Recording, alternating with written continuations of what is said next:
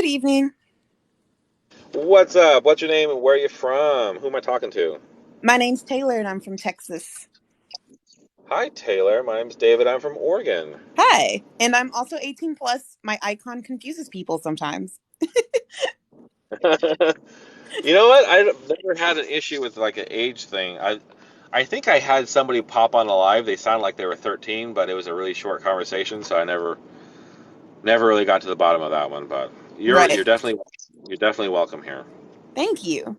Um, I liked hearing that you were listening to Son of a down there. And I came in here. I've just been scrolling through because I'm trying to look for I just really want to talk to people who are ex-Christians, and I was looking for a safe space, like little chat bubble one. But this in particular came up. And something I've been at least trying to encourage and speak to is that I get the knee jerk reaction to be like all religion is bad. I don't see why we need this or what good it does us. We have to throw it all out, especially if you were raised Christian like I was. Right. Um, but over time, and especially within the past couple of years, I've found it extremely important and valuable to make sure the people who are causing the problem are the one being spoken to because they get to Hmm. hide sometimes. Um, Hmm. when you say, oh, all religions are bad, they're like, oh, yeah, they're saying, oh, that's a little excessive, but they kind of get to pretend you aren't talking about them. They kind of get to pretend, oh, you mean the Buddhists and the Muslims and the Jehovah's Witnesses and the crazy ones, but not me. Like, this person's just lost and they aren't referring to me who's normal. That's what they Right. get to do. Yeah, it's a lot of us versus them mentality when it comes to religion. I think that's one of the negative parts of religion is it divides us.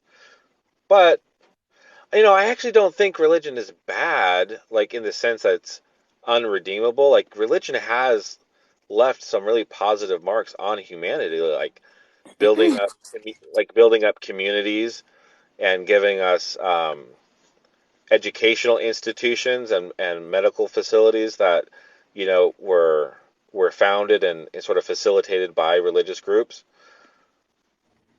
But you know, it's like for all the good that religion has, and I guess maybe I am talking about Christianity and the Abrahamic stuff. Yeah.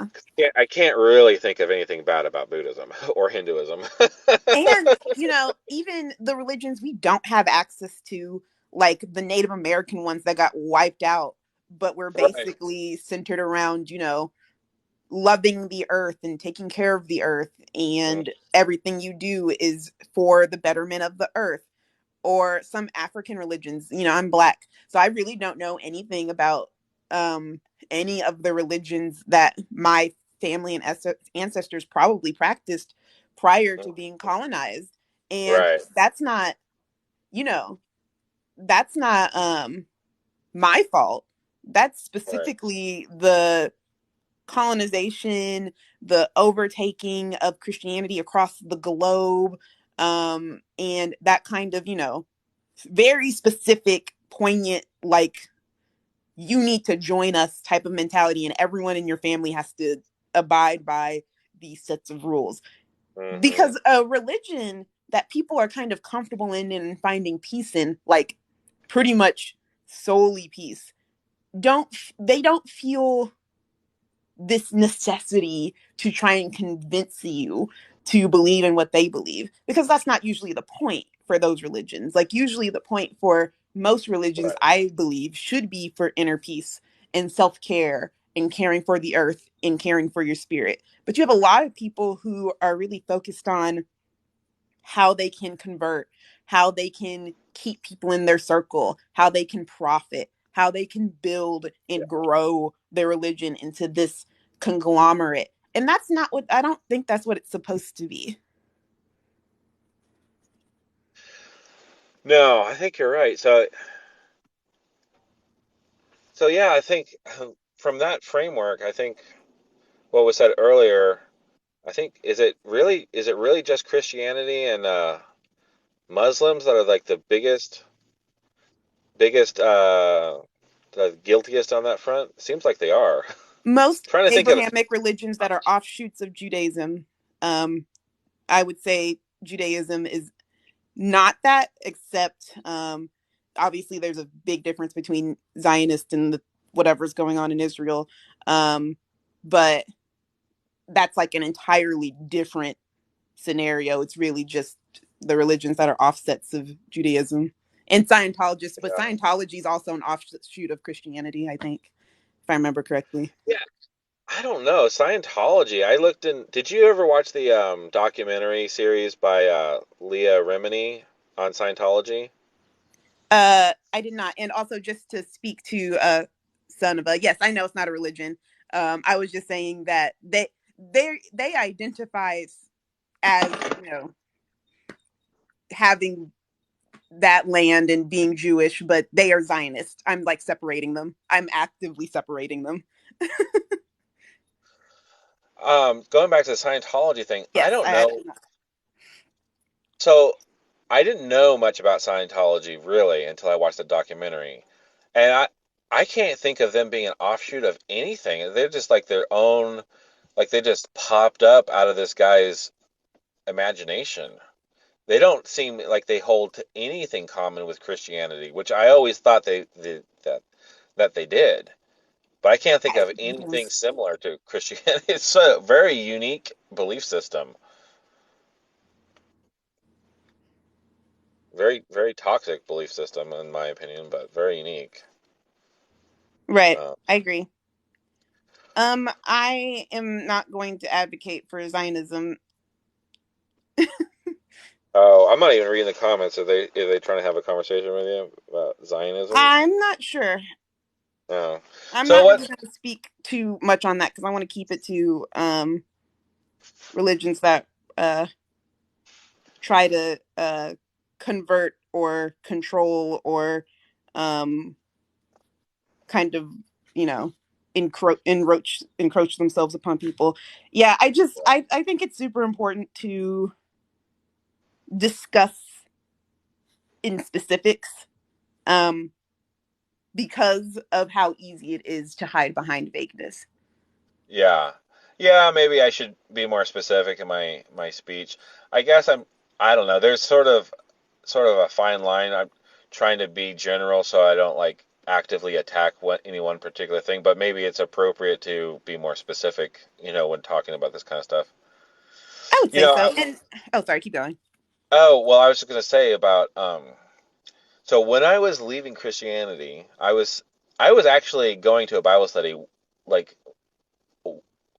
way after I left. I stopped being a Christian. I just didn't tell them that because I really enjoyed the fellowship and the friendship and the social aspect of it. Right. Um, and I really resonate with a lot of the teachings of the Bible. There's a lot of wisdom there, like most sort of sacred books. They're there for a reason. They exist for a reason. It's just that they get used in not so great ways. Right. But one of the things I mentioned, one of the last sort of the last few months I was there was what would Christianity look like if Christians if it was required that you um, obtained consent before you proselytized. And their eyebrows raised, like, well, why would we need consent when we have the Great Commission? I was like, well, Whoa.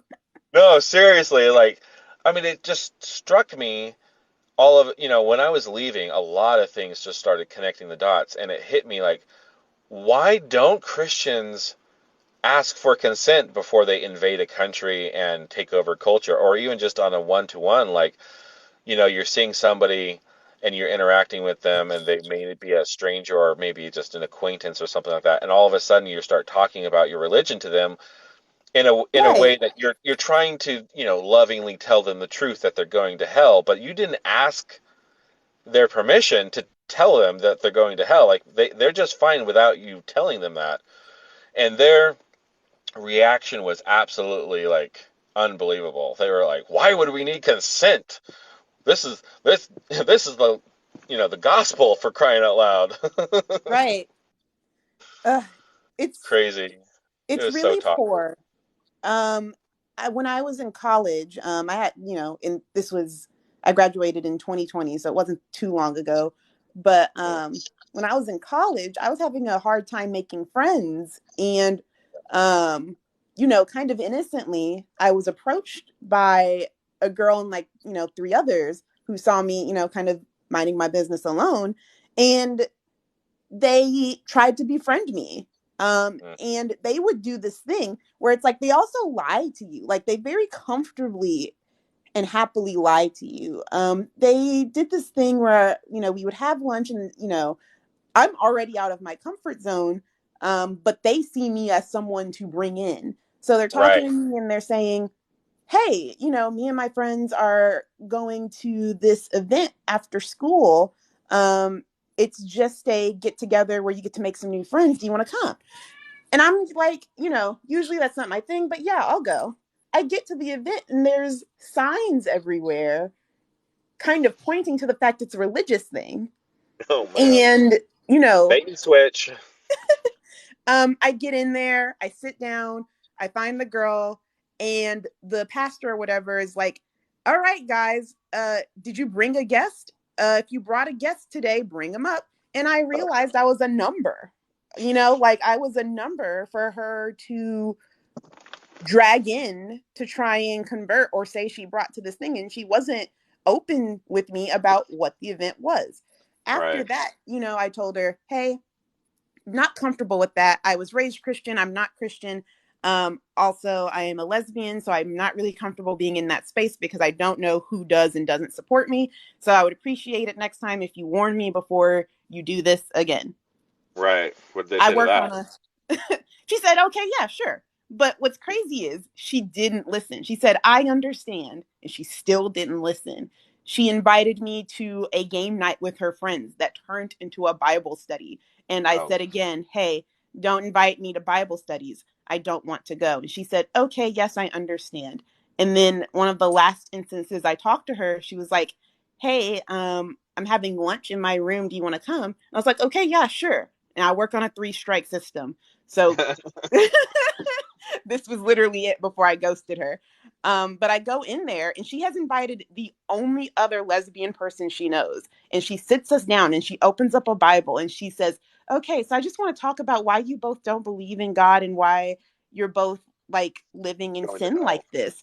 And we just laugh in her face and we vibe and we talk and we just have a good time. We draw together and we completely come off the Christianity conversation. But I share that to say they really don't give a like they do not care about your consent. They do not care about your comfort level. They don't care about your experiences. They don't even really want to consider why you would be upset or discomforted in a space like that. They just want to put you into it.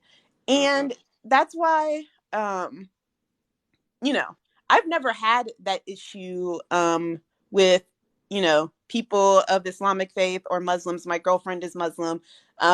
But I hear from her, she has like a very similar issue within her own personal circles Yeah. and back home.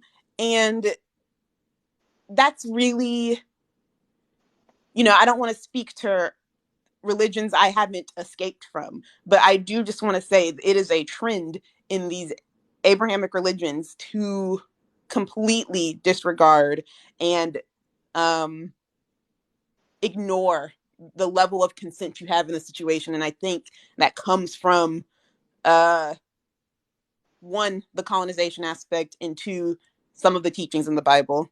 Yeah. Well, a lot of the teachings in the Bible, I think, are really misunderstood. Like one of the things I struggled with coming to grips with the fact that I was programmed to be homophobic for no reason. For Right. no reason. There's nothing in the Bible that is even relevant to the topic.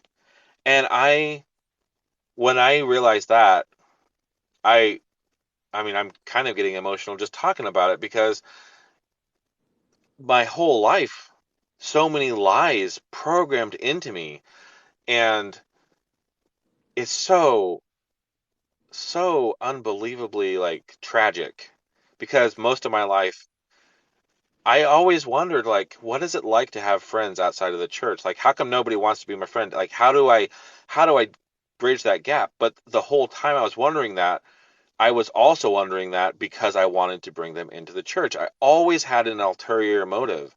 It Right. was all based on judging and value placing. Can are they somebody that I can realistically, influence? And if I couldn't realistically influence them, then I just didn't have any value for them. And when I realized that, I know the moment I realized that, I was actually doing a stitch on someone else's video. He's very progressive theologian, pastor kind of guy, Mm-hmm. and he was talking to that, and I realized that my whole life had been about not making friendships, but making numbers. And I almost broke down and cried in the video, which is definitely out of character for me. It Oh, was tragic. I mean, it was great to know that, but my whole right. life is, It hurts. yeah, it does, because you feel like you feel like that's time that was stolen from you, and you had no Right. say in it. Um, yeah, I think if more, because I think there are a lot of ex-Christians who become atheists or agnostics. I consider myself agnostic, not to hold on to a uh, inch of Christianity just because, like, I really don't know. Um, Souls Yeah, could exist.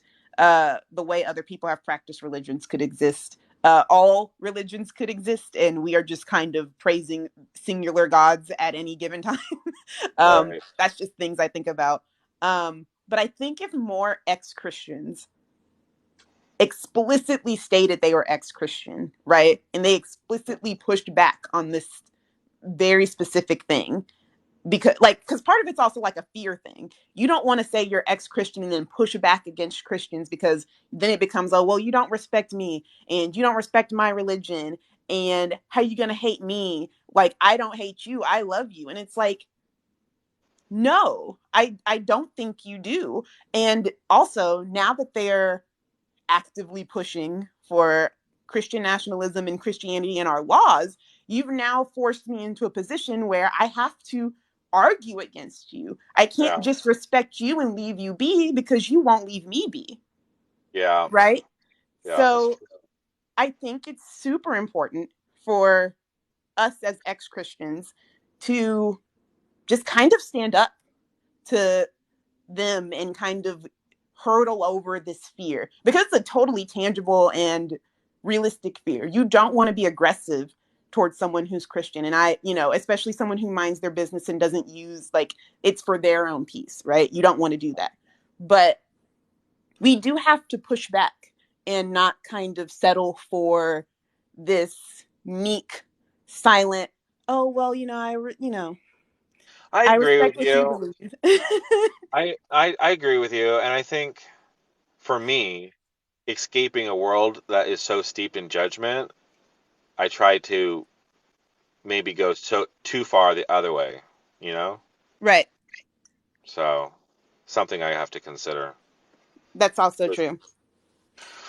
It's tough. It's tough because, everybody, no matter where you're raised, especially in America, but the world, whether you're raised atheist or Christian or Buddhist or Muslim, the the pickle of Christianity is something we all have to deal with, whether we Right. like it or not. And it's really unfathomable. Like, why should we all have to deal with it? Right. Like, and again, I can't express this enough. If Christians left me alone, I would leave them alone. But everything about it has affected my life, my family, my relationships, the people in my life. Make Yeah, it a even point politically. to, yeah, in our politics, like, actively making my life dangerous and uncomfortable for Yeah. their peace of mind. Like, I have to treat you badly so that when I die, I'm safe. Anything that kind of incentivizes you to do that, now I have to push back because you're hurting Right. me, Yeah. you know? And I'm going to tell you that you're hurting me. Yeah, it's kind of uncomfortable for me. I'm trying to like go away from the conflict, but I think you're right. I mean, there has to be a stand, have to make a stand, but that's then you can get so far on that side where you become part of the toxic, you know, Right. I don't know. It's a fine balance. I mean, There is a balance that can happen. yeah, I think the balance comes from tackling specific people, and also speaking to specific ideas. So if you say, for example, um, there's nothing immoral about homophobia, and you can't use religion, you can't use your Christianity to treat people poorly. That's fine. If you're speaking to someone and they're saying, oh, trans people are mutants that are scorned against the earth and they're all going to hell, you can say, you can start fighting them about, yeah, you can start challenging them about their religion at that point because they've decided they can attack another person. So you can get yeah. back on them and demand respect.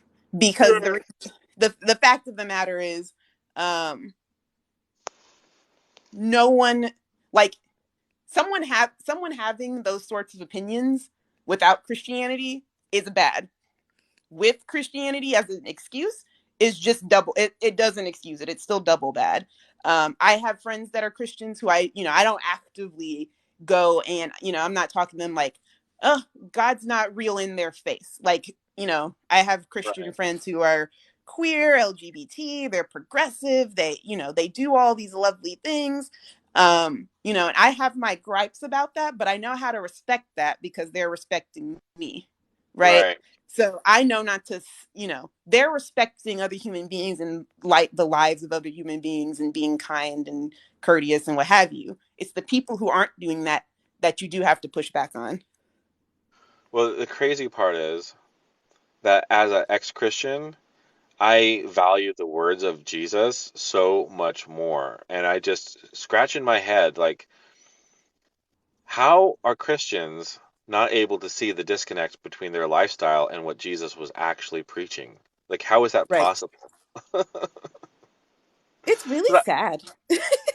I actually, like, I actually enjoy the Bible so much more because I actually understand it now. Hmm. I mean, I was talking to one of my Christian friends, and we were talking about the disciples and their journey and their growth journey, and how the crucifixion really led to the dark night of the soul, and after the resurrection, they sort of um, exhibited real like ego death and like a real the process of growth was exhibited, whether that actually happened or not, but it's in the text, right? Right. And so I was able to really dive deep into the narrative and like, wow, this is really a great illustration of human growth. This is the steps you have to take. You have to die. I mean, and then all the teachings of Jesus about dying to self, like the seed has to die in order to grow. Like, there's a lot of truth in here. If Christians would actually understand what they're proclaiming, they would be a lot more humble about about their, you know, situation in life.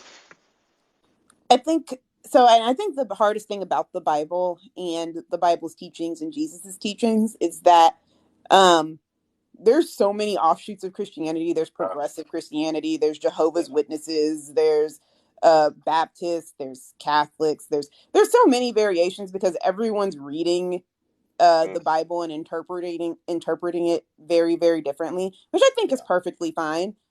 But I think it speaks to how, um, I'm going to say vague the teachings themselves are, to the point that someone can take it and kind of make it fit what they need it to fit. Not saying what you interpreted from it is necessarily wrong. It's just that that's how we get the situations that we're in. you Oh, I know? totally agree. Well, Christians, I mean, now I feel like we're just ragging on Christians, but I mean, it's the truth. Christians are ignorant on many levels about the Bible. One, the construction of the Bible.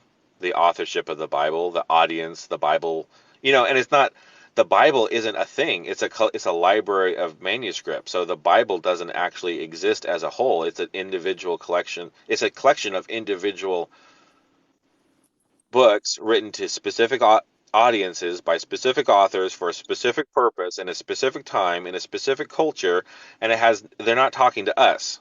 you Right. know and just that alone, if Christians could understand that, that would help understand the actual teachings of the Bible, because all they think it's all consistently saying the same thing and it's relevant for today, like speaking directly to us.